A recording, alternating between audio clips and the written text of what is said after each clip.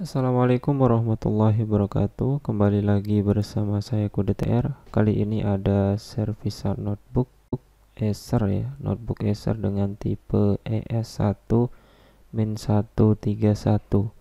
Jadi kerusakannya itu kelihatan gambar tapi harus disinari cahaya. Itu bisa disebut blacklight ya.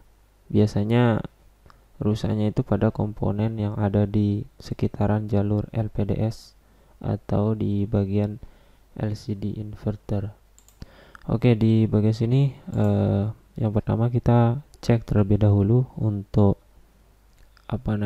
notebooknya. Kita cek di bagian motherboardnya dulu. Jadi kita buka dulu.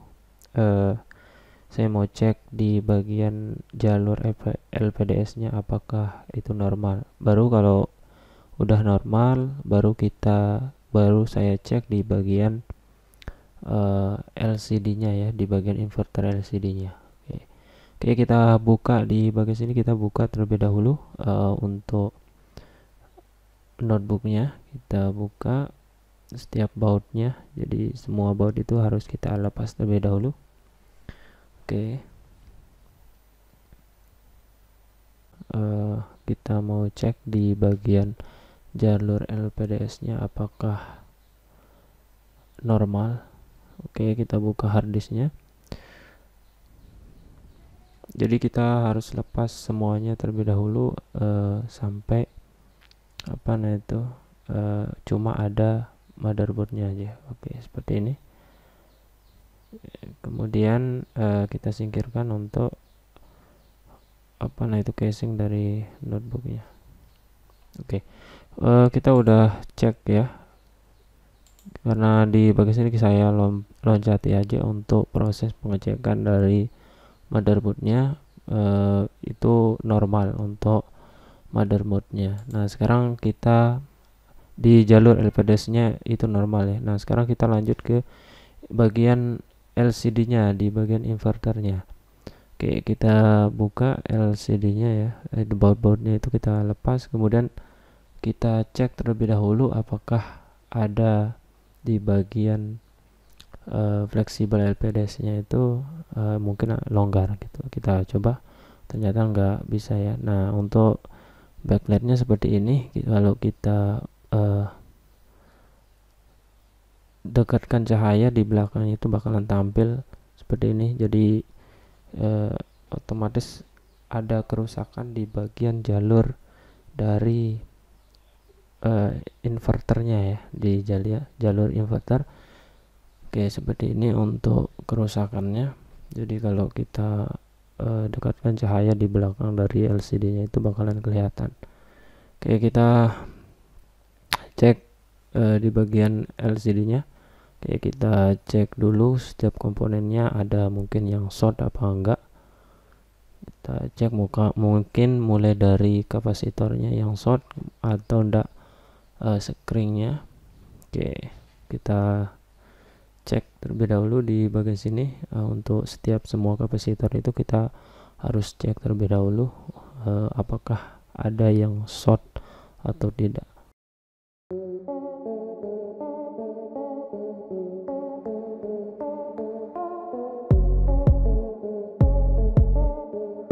Oke, setelah kita cek tadi ada yang short jalurnya ya. Jadi saya lepas terlebih dahulu. Untuk setiap kapasitornya saya lepas terlebih dahulu satu aja. Ternyata masih short ya. Kemudian saya lepas lagi kapasitornya. Pokoknya sampai dia tidak berbunyi di bagian situ. Untuk kalau dia berbunyi kan dia short ya, dia nyambung. Nah, sekarang kita cabut yang ketiga, untuk kapasitor yang ketiga. Oke, seperti ini. Ini biasanya kalau dia short itu kerusakannya itu pasti di bagian screen-nya. Jadi harus kita ganti, atau enggak bisa juga kita langsung sambung. Jadi harus kita jangan langsung diganti screen-nya. Jadi kalau kita ganti screen-nya ya bakalan short lagi. Jadi harus kita cari dulu penyebabnya apa. Jadi kapasitornya ada yang rusak ya. Jadi satu kapasitor di situ rusak, di kapasitornya short ya, short satu. Jadi harus kita ganti yang itu. Kemudian kita pasang semuanya. Kemudian yang tadi yang short itu kita ganti aja dengan yang copotan dari kapasitor, copotan dari mainboard yang lainnya.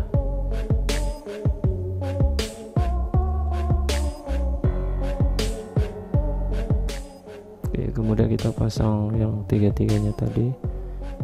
Yang satunya kita ganti aja karena itu yang short ya.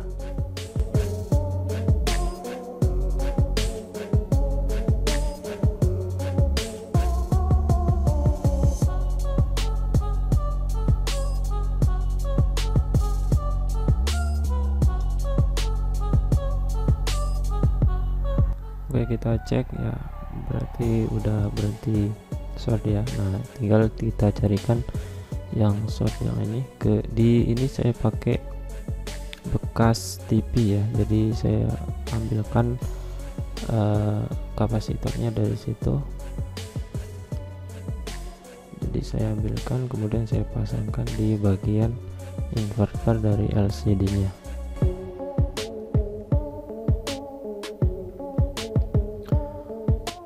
Oke, kita cek terlebih dahulu apakah short. Oke, ternyata enggak ya. Jadi langsung aja kita pasang di bagian LPDS nya, di bagian inverternya. Oke, jadi di bagian sini saya nggak menggunakan blower ya, karena LCD, jadi takutnya nanti LCD nya rusak. Jadi saya menggunakan solder biasa untuk membuka dari kapasitornya. Oke, kemudian kita bersihkan bekas flux tadi, kemudian kita semprot aja biar hilang bekas dari cairan yang tadi kita bersihkan pakai. Di bagian screennya belum kita ganti, jadi karena kebetulan belum ada spare partnya, jadi saya sambung aja untuk screennya. Untuk screennya kita sambungkan aja dulu. Oke, untuk kapasitor kita udah ganti tadi. Nah, sekarang kita sambungkan kita jumper aja, kita sambungkan. Oke, kita sambungkan di bagian screennya.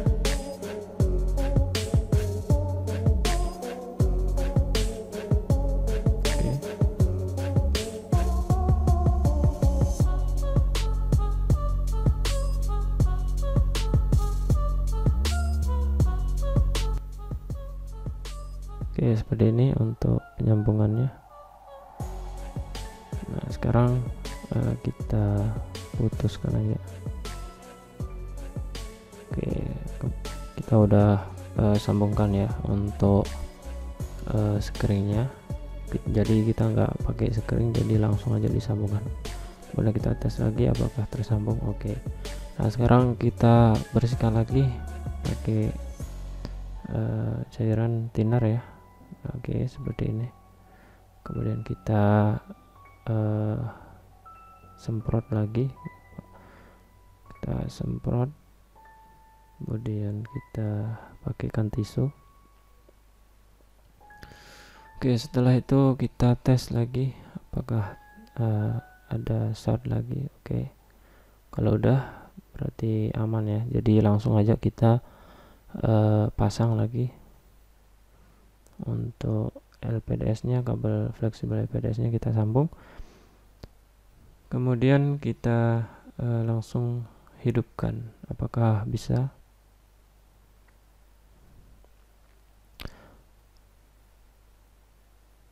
Oke, ternyata alhamdulillah bisa ya, jadi udah berhasil kita atasi.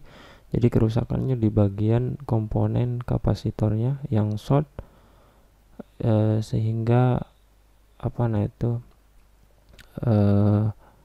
screennya itu terputus. Jadi kalau ada screennya terputus itu bahwa ada komponen yang short, jadi harus kita ganti. Kemudian untuk yang screennya kita sambungkan aja langsung. Oke, udah selesai ya, jadi tinggal kita rakit aja semuanya. Oke, tinggal kita rakit ya. Kita tambahkan double tip aja di bagian sini supaya penutupnya itu merekat.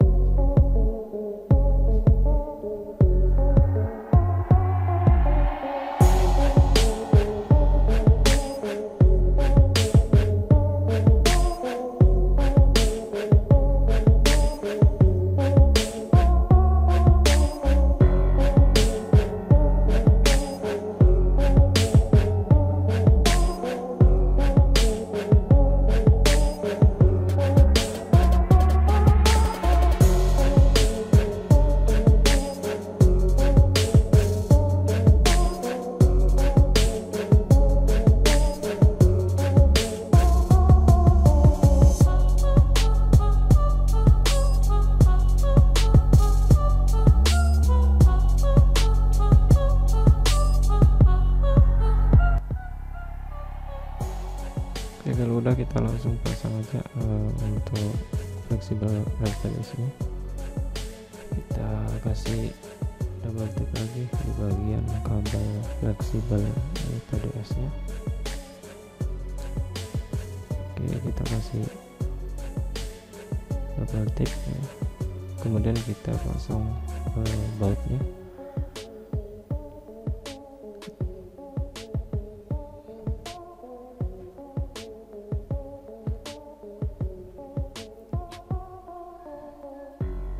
Oke, kita pasang bautnya. Oke, kemudian kita pasang casingnya, casing dari LCD nya.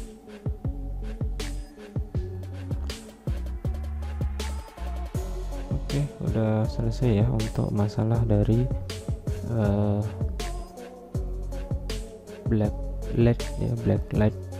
Jadi solusinya kita harus ganti ada yang short di bagian inverternya. Jadi seperti itu ya untuk kerusakan dari black light ya. Mungkin itu saja yang dapat saya sampaikan, kurang lebihnya saya mohon maaf. Wassalamualaikum warahmatullahi wabarakatuh.